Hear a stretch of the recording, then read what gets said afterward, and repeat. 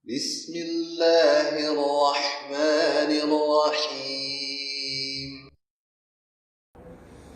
Banyak di antara kita yang mungkin terlalaikan, di mana lalainya ketika disebutkan nama Nabi kita tidak lantas berselawat kepada beliau. Ini satu bentuk kelalaian. Karena apa? Karena begitu banyak dan luar biasanya fadilah dan manfaat dari salawat. Makanya kalau bisa salawat ini kita jadikan wiridan, kita jadikan zikir, ya kan, zikir harian kita. Karena tidak sedikit para tokoh-tokoh, orang-orang yang sukses itu karena amalan ini. Yakin dan percaya di antara fadilah dan manfaat dari salawat ini, insya Allah segala masalah akan ada jalan keluarnya.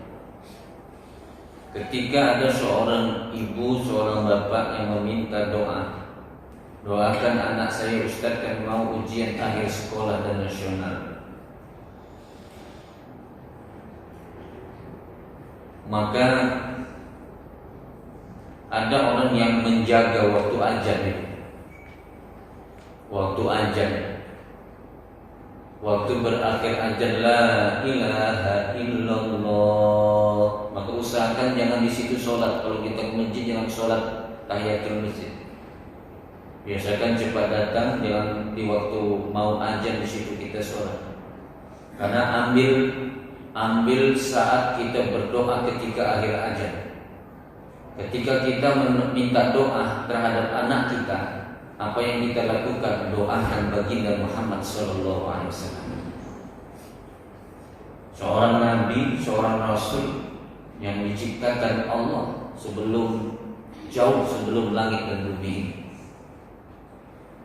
Kalau kita berselawat satu, maka Allah dan malaikat berselawat 10 sama kita.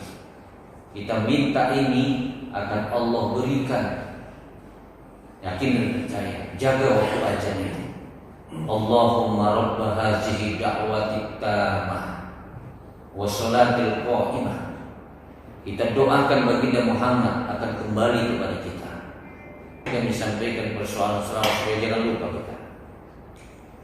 Karena ada dalam satu riwayat ini persoalan-persoalan anak ibu yang belum dapat jodoh, atau ibu sendiri yang mungkin mau jodoh lagi, ya kan, persoalan ekonomi dan sebagai bapak juga begitu, ya kan. Nah, amin, cepat aminkan. Memang harus diaminkan. Amalkan ini, iritkan. Atau kita yang punya hutang, terbelit hutang. Karena dalam satu riwayat seseorang yang soleh tapi berhutang, terbelit hutang dia. Hutangnya sebesar 500 dinar. Hingga akhirnya dia mau bayar hutang ini kemana dia cek. Hutangnya di beberapa titik, beberapa orang. Dia datangi saudagar. Pada saudagar itu dia berhutang. Terjadi kesepakatan tanggal sekian, bulan sekian kau harus lunasi itu hutang. Dia berhutang sebesar kebutuhan dia 500 dinar. Maka dibayarnya di beberapa titik, nggak ada tersisa itu duit. Singkat cerita, jatuh tempo datanglah saudara itu menagih hutang dari kawan ini tadi. Rupanya tak ada duitnya, bu. Jadi tak bisa dia bayar. Mana hutangmu, katanya? Tak ada duitku. Maafkanlah aku. Oh, nggak bisa. Ini sudah jatuh tempo, kau sudah berjanji. Enggak ada duitku kayak mana? Aku bukan dusta, aku bukan pengkhianat. Tapi karena tak ada duitku.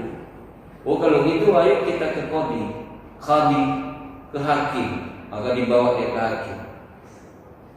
Betul kata hakim, betul saya berhutang. Betul kau berjanji? Iya, betul saya berjanji. Tapi tak ada duit saya. Nggak bisa begitu kata hakim ini tadi. Kau harus penuhi janji. Kalau enggak kau di penjara. Kalau enggak kau di penjara. Akhirnya dia pun apa? Biarlah aku di penjara. Tapi sebelum aku di penjara, izinkan aku dulu pulang menemui istri dan anakku. Oh tak bisa, nanti kau lari. Kalau aku mau lari, kemarin udah lari aku. Katanya begitu. Jadi apalah jaminanmu katanya? Jaminanku Rasulullah katanya. Umat tercengang hakim tadi. Rasulullah jaminanku. Apa maksudmu? Kalau aku mengingkari janji itu tidak datang besok, maka aku rela dicabut, dikeluarkan dari umat Nabi Muhammad SAW. Itu katanya. Akhirnya percaya nih tadi, dibiarkan dia pulang. Sampai rumah jumpa istri, lapor dia sama istrinya. Sampaikannya, kalau begitu apa jaminan ayah kok bisa pulang nggak di penjara langsung? Rasul berani dia bersumpah. Kalau begitu ya, ayo kita gunakan waktu ini untuk banyak berselawat kepada Rasul. Berselawat lagu mereka. Sampai akhirnya nih, ayah ini, suaminya ini tertidur, mimpi Rasul. Jadi Rasul katakan, jangan engkau takut, jangan engkau gundah, jangan engkau galau.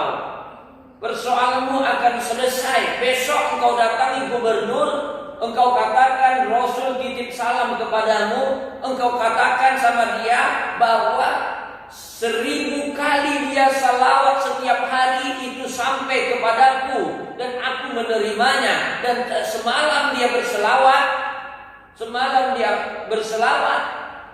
kali, dia ragu udah sampai 1000 atau belum. Katakan kepadanya sudah sampai 1000 dan bilang kepadanya, tolong bayarkan hutang.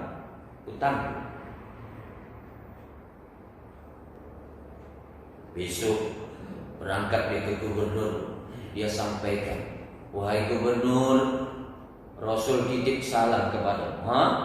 Terkejut gubernur. Senang gubernur, di kabar gembira ini. 1000 kali engkau berselawat setiap hari sampai kepada Rasul dan diterima Rasul. Makin senang dia, Bu. 1000 engkau berselawat semalam itu, engkau ragu, sudah sampai pada 1000. Tapi pesan Rasul yang terakhir, tolong bayarkan hutangku. Berapa hutangmu?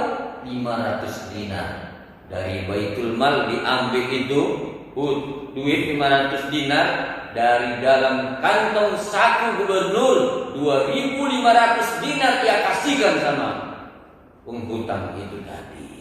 Karena saking gembiranya, 3.000 dapatnya, udah lebih dari hutang. Bayangkan. Akhirnya pergi dia ke Qadi. Qadi buka pintu, menangis, memeluk si berhutang. Kenapa dia seperti itu? Rupanya dia dimimpikan juga. Mimpi Rasul. Rasul katakan, kalau kau bantu, kau tolong si hutang itu, maka aku akan menolongmu di hari kiamat. Sontak, Bu, dipeluknya itu kawan, Bu, dikasihnya 500 dinar. Wah, berlipat-lipat dapatnya. Amal